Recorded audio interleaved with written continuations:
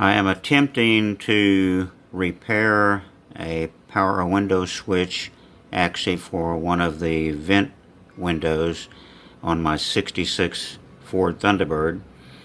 I disassembled the switch, and this part right here comes apart. See the little tangs there on each side.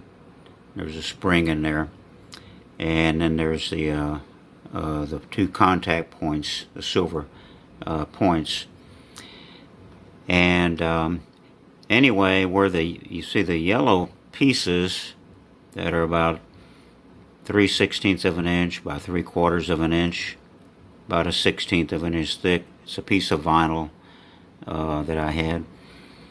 And what was in there, this is the remnants of it. It's kind of like a plastic-like insulator material.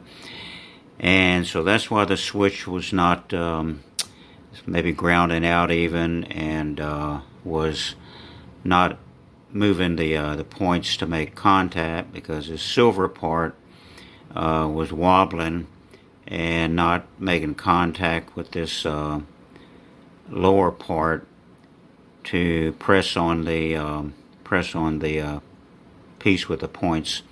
So anyway, so I removed the remnants of that plastic and I put new plastic in it. Now it's tight, and clean the points, set them where they're approximately straight.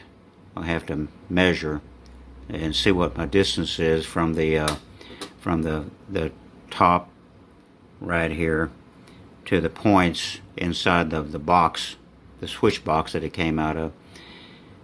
But I'm suspecting I will be successful, except I lost one of the clips for the box. Hopefully it'll stay put in the little chrome housing on the console.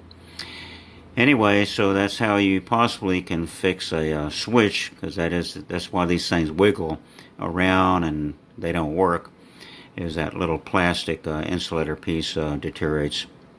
Okay, that's it. Hope that helped.